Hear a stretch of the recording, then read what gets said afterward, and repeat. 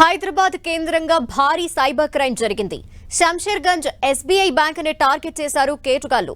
నకిలీ బ్యాంక్ అకౌంట్లతో 175 కోట్ల రూపాయల అక్రమ లావాదేవీలు జరిగినట్టు సైబర్ సెక్యూరిటీ బ్యూరో గుర్తించింది. 6 నకిలీ అకౌంట్స్ ని ఉపయోగించి సైబర్ నేరగాళ్లు అక్రమ లావాదేవీలు నిర్వహించినట్టు గుర్తించారు. కేవలం 2 నెలల్లో 6 అకౌంట్ల ద్వారా 175 కోట్లు కొల్లగొట్టారు సైబర్ నేరగాళ్లు. స్థానికంగా ఉండే ఆటో డ్రైవర్లు అహ్మద్ షాహిద్, బిన్ అహ్మద్లు ఈ సైబర్ నేరగాళ్లకు సహకరించినట్టు గుర్తించారు. నిందితులు ఇద్దరిని పోలీసులు అదుపులోకి తీసుకున్నారు. క్రిప్టో కరెన్సీ ద్వారా కొంత డబ్బును దుబాయ్కి పంపినట్లు పోలీసులు తెలిపారు.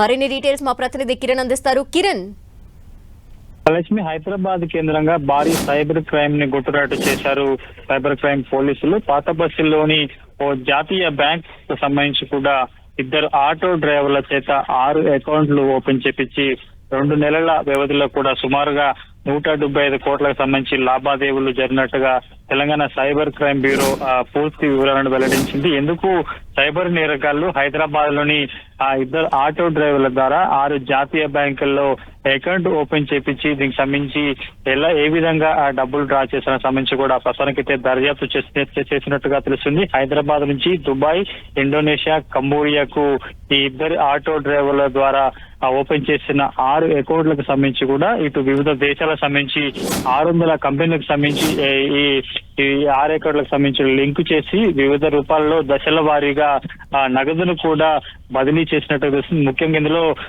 ఫిట్ ఫోకోకు సంబంధించిన కరెన్సీతో పాటు హవాలా ద్వారా కూడా పెద్ద మొత్తంలో అటు హైదరాబాద్ నుంచి వివిధ ప్రాంతాలకి ఈ నేరగాళ్లు డబ్బును ట్రాన్స్ఫర్ చేసినట్టుగా మనకైతే సమాచారం ఉంది.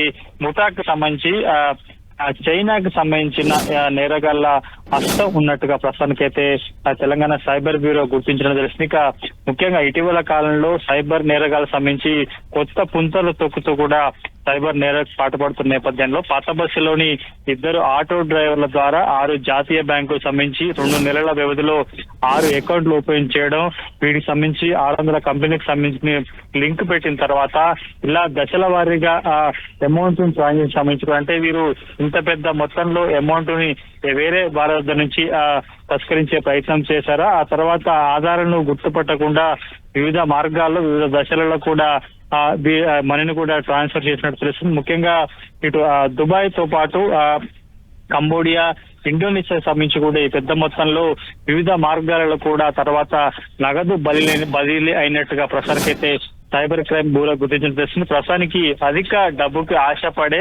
పాత బస్సుకి సంబంధించిన 2 ఆటో డ్రైవర్లు మధ్యవర్తి ద్వారా కూడా ఈ నేషనల్ బ్యాంక్ లో అకౌంట్స్ ఓపెన్ చేసినట్టుగా ప్రాథమికంగా గుర్తించి మీకు సంబంధించి పూర్తి వివరాలను రాబట్టే పనుల ప్రస్తుతానికైతే సైబర్ క్రైమ్ పోలీసులు ఉన్నట్టుగా తెలుస్తుంది. ఇంత పెద్ద మొత్తంలో ఈ 2 ఆటో డ్రైవర్లని ఎరవేయడానికి కారణం ఏంటి, కేవలం హైదరాబాద్ కేంద్రంగా ఉన్న జాతీయ బ్యాంకులను టార్గెట్ గా చేసి ఎందుకు ఇంత పెద్ద మొత్తంలో లావాదేవీలు జరిపారు, ఈ మొత్తం నగరికి సంబంధించి ఎక్కడి నుంచి ఎక్కడికి ట్రాన్స్ఫర్ అవుతుంది ఏంటి అన్నది కోణంలో కూడా ప్రస్తుతానికైతే పోలీసులు దర్యాప్తు చేయబోతున్నారు.